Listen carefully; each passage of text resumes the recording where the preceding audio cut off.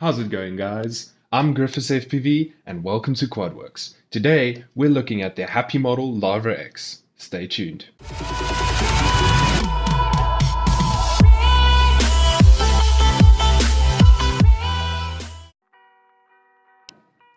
Now that we have the Larva X on the bench, we can have a quick look at the specs that comes with it. And the motors are HappyModel 1103 7000 kV motors, which are suitable for 3S. And it comes with a Runcam Nano 2 FPV camera, which is really good in my opinion.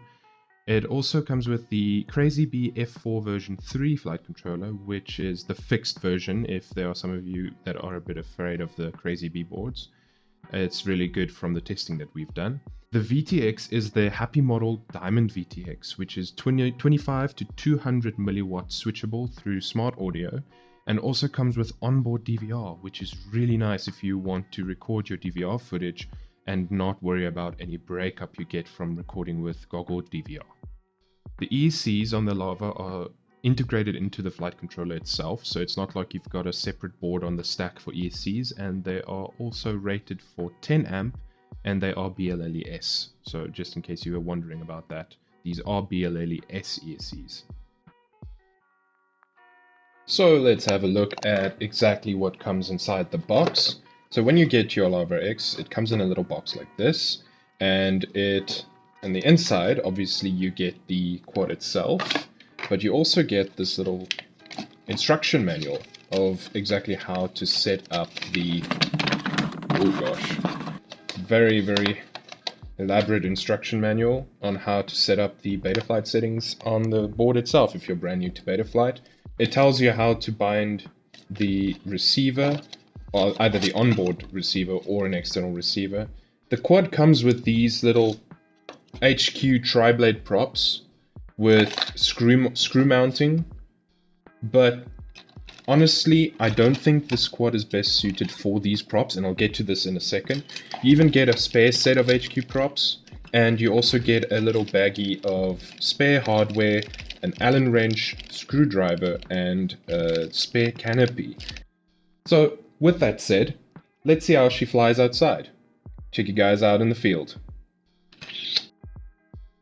Right, getting into some DVR, we can actually see that the Larva X actually flies really well, especially if you consider putting some Toothpick props on it and also fly it on 3S. Now this was flown on a 300 mAh 3S battery from HappyModel. On 3S the Larva actually flies very well. It's very nippy, it's got some punch, but again, not enough punch. It corners decent, but you can definitely feel the weight of the Larva, especially if you're taking really quick corners or if you're gunning it in a racing situation. So, but at least for freestyle, I think this thing flies the absolute best when in freestyle situations, and it's a little bit too heavy for racing situations. On 2S, we tested the Larva with a 450 mAh high voltage from G&B. And those are really good batteries. The problem with the Larva is the kV being so low, it's not really meant to fly on 2S. But can we just stop for a moment and appreciate the fact that it is efficient enough on 2S that you can effectively put the camera angle up higher and gun it with full throttle from takeoff until the moment the battery is done and you have to land. Guys, this was 4 minutes and 40 seconds of pure 100% throttle. I did not let off the throttle for even a moment during that entire time.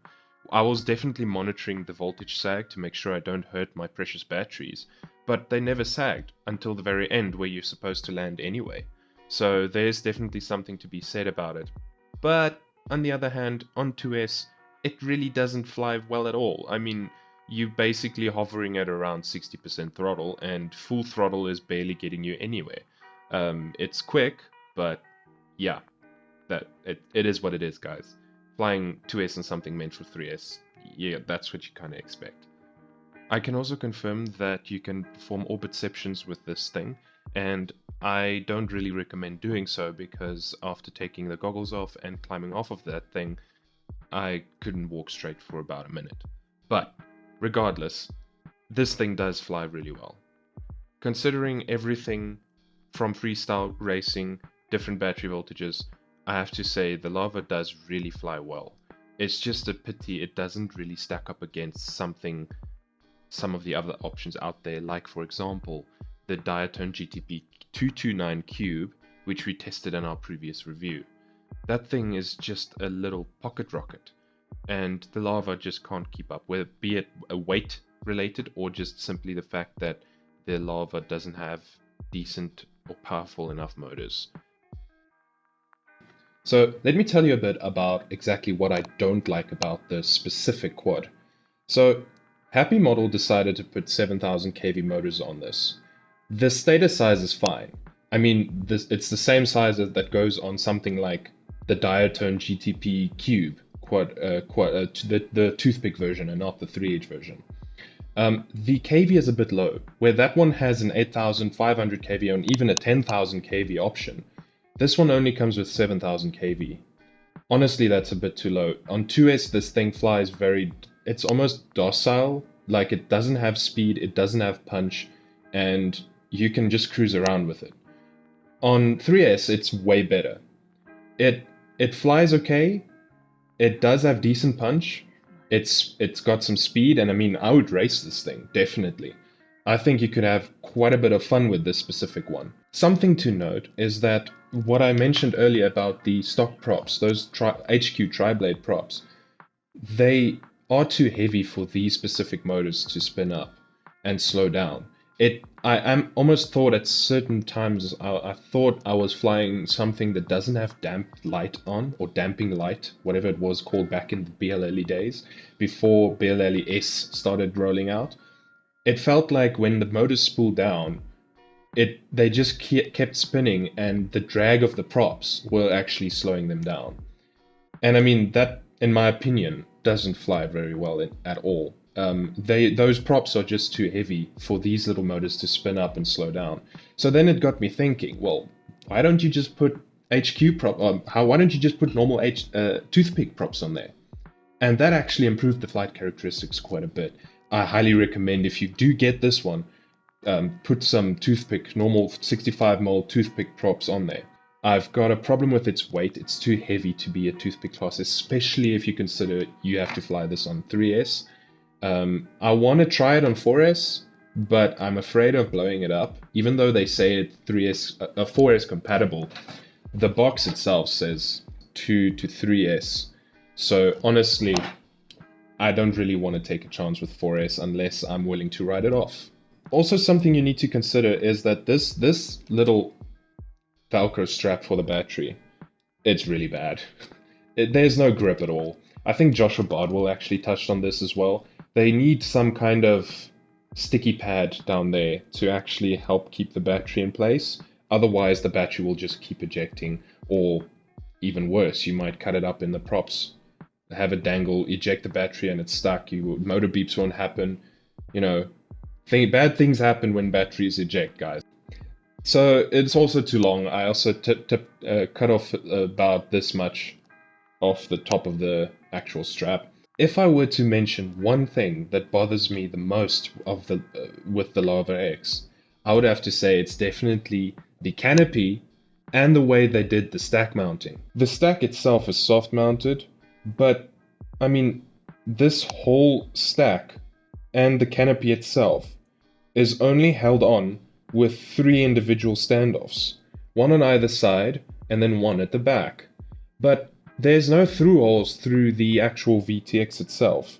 It only pushes up against the standoffs, and that just doesn't hold up in crashes. I'm sorry. This thing really does not know how to take a punch. I've even had a motor bell come off of the shaft after just a little tumble in the grass. I had to glue it back on. I think it flies very well. It does not crash well at all. End of story. It is cheaper than some of the other options out there, but you kind of get a knock with the actual build quality, the overall build quality that HappyModel decided to go with on the Larva X is not what I would say is up to par. But considering that it's cheaper than some of the other options, If you're on a very tight budget and you're looking for a really good toothpick that flies very well, in that case, I would definitely recommend this.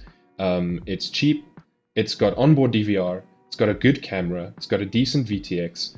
It just doesn't have enough power for what I want in a toothpick, unless if you can figure out a way to make this lighter. That's the only way I can see this thing being better than it currently is. Okay guys, thank you so much for watching this episode of KwadWorx. I hope you guys enjoyed, and please, down in the comments, get in there, tell us exactly what you think we missed on the Larva X, and also tell us if you've got a Larva X, tell us what you think about it. Because, I mean, every episode we're trying to make this a discussion. We can get down in the comments, have some discussion going on, talk about products, talk about alternatives, talk about ways we can make this thing lighter, talk about ways we can make this thing better, and a better option overall for people to actually enjoy buying something like the Larva and having fun with it out in the field. Also, don't forget to follow us on Instagram and Facebook. Until next time, guys, fly safe.